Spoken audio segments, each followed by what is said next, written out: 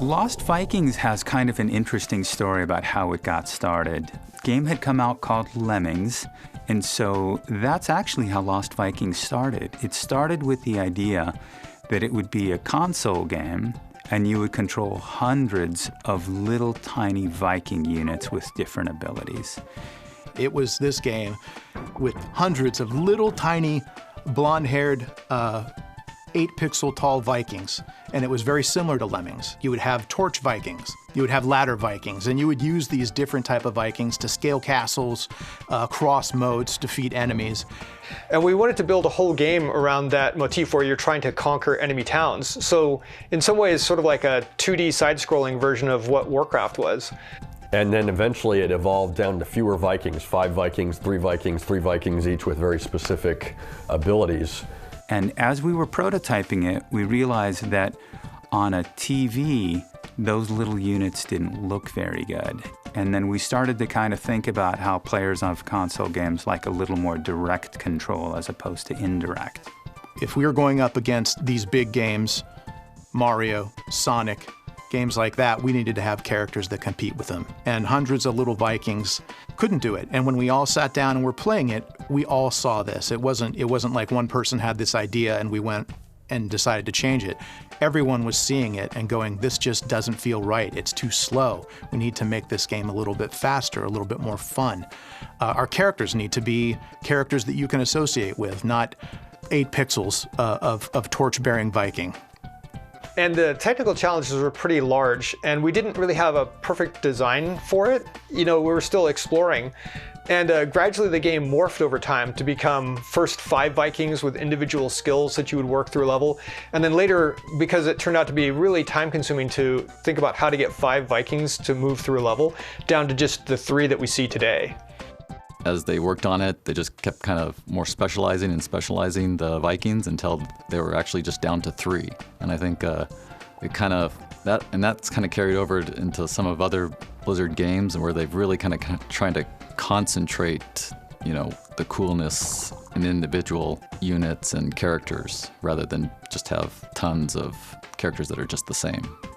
It made it really interesting to move these 3 different characters through the same level or parts of the same level. They didn't necessarily traverse exactly the same paths. But even when they did, because their ability sets were so different, it still played very differently. And that was part of the sort of the magic in the design of the levels and the sort of approach to the puzzle solving was, depending on the character you were playing, the same level would play very differently.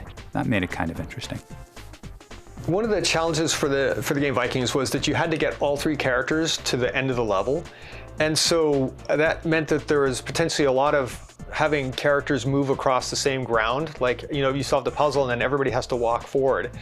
And our original conception for that was that there was going to be an auto-follow feature that would enable all the characters to follow one of them. Although the levels were so dangerous that, you know, if you had one of the characters die because it was doing an auto-follow, that would have been really annoying. And it ended up being a feature we just didn't have time for in any event.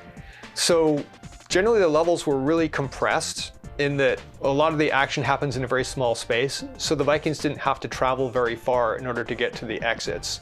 You might have one that went, you know, really far out of his way, like Olaf flying around trying to avoid a bunch of spikes, but then he comes back to where the other characters are and opens a door so that then they can get out of the level. I think the main appeal of Lost Vikings is the 3 different characters. And not only are they're cool little Viking characters doing things that you would expect Vikings to do, we took them through time. So you're playing Vikings in prehistoric times, in future times, in crazy, wacky levels where you have these various monsters that are like a hand bouncing a ball that throws itself. Like, we just had fun with the game. We explored all these different sort of eras, and we had our 3 familiar Vikings to guide us through it. So it was almost like we were taking tours of these different environments and living them through the 3 different characters. I remember we were just having to brainstorm different ways that the Vikings could work together or do things on their own and what limitations they had when they were on their own, and just trying to come up with crazy situations. I think it was a willingness to try different things. So as you went through the level, you had to use their skills differently or use whatever skill was appropriate for the area of the level you were in. So you'd see a problem and you'd say, which of the skills will be best here? Ooh, that's gonna be Olaf because he has the shield, but then he's already locked on the other side of the map. So, and you had to figure out how to get them into the right places at the right times with the right powers. I liked that. I like that puzzle solving aspect of it. They needed whatever ideas that they could come up with, whatever we could come up with for creating levels or ideas for the characters to have special powers or anything like that. Because even the three Vikings, they didn't have all of their special powers known at the time that we were developing the levels. By the time I did my level, we did know what the powers would be. So I built the powers into my level to make sure that I'd have 3 different areas where each character would get to do something interesting. We had done some mock-ups of what the Vikings should look like and stuff like that, and Brian Fargo at Interplay and them and Alan Pavlish and them looked at them and just didn't think that they were cutesy enough or lovable enough. So they had given one of their artists, Todd, the assignment to design the Vikings in a way that would make them adorable and make them really cool for the players. And he did a fantastic job, and I think that even to this day, I think that it was probably one of the best decisions that was made.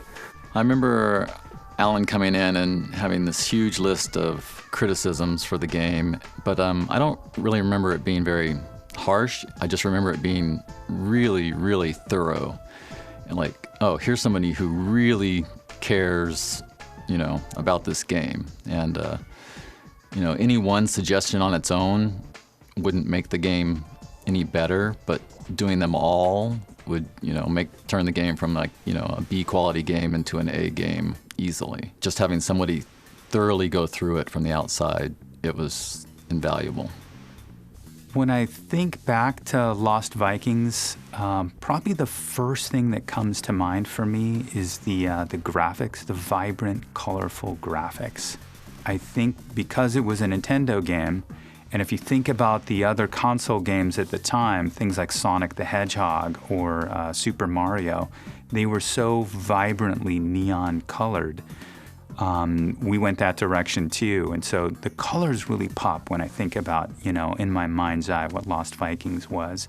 And that's another one of those lessons that even, many, many years later, you still see those sort of approach colorful, vibrant backgrounds in the games today. And, Overwatch is a great example of a beautiful, vibrant, colorful world in a genre that's typically pretty sort of, dusty and dark and gray. Well, being that my first gig, my first task for Blizzard was to convert the sound and music for Lost Vikings to PC format, I got exposed to it heavily, and it was a new job, so I didn't question it. But yeah, when I took a step back and thought about it, like, why are these Lost Vikings in space? And I guess as the story unfolds, it explains why that happened, although it's still a little bit far-fetched. I don't know who came up with that idea, but yeah, it sounds like an artist idea. As far as the design for Lost Vikings, the backgrounds and stuff like that, we literally were just, what would be fun? What would meet the Super Nintendo's audience as to what would be quirky, what would stand out, and we were trying to come up with an idea as to how we could get them in these different environments that didn't make any sense.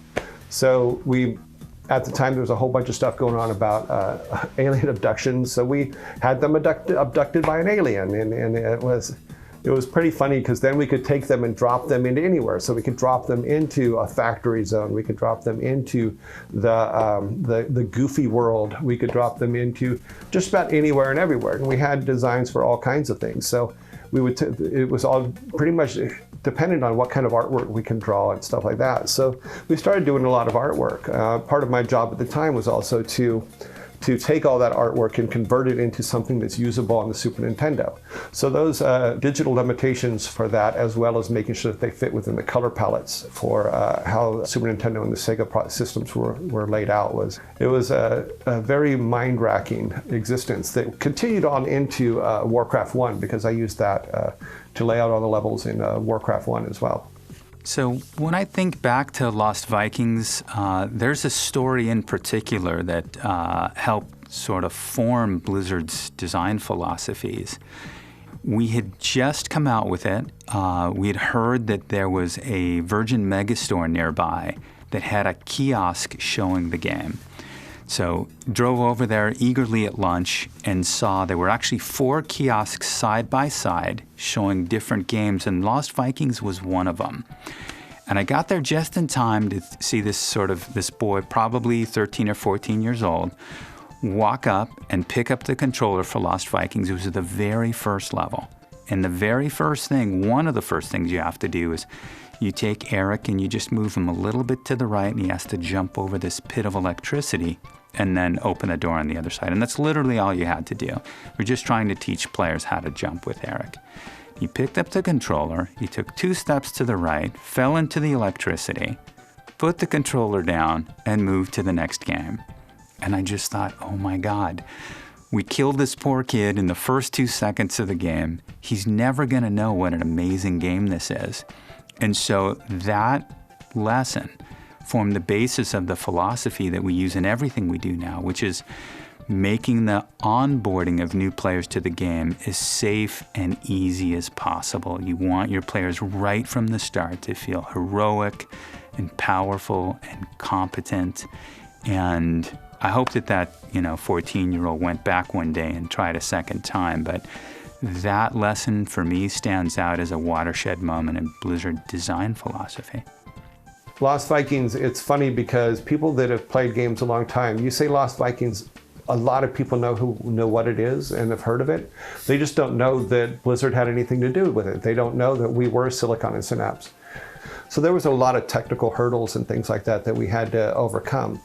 My understanding from Alan, even though I didn't know it at the time, was that I always believed he knew technically what we needed to do and that he was leading us, but he admitted later, like many, many years later in an interview that he did, they were making it up for the most part because all the manuals that they had from Nintendo were in Japanese and they couldn't read them.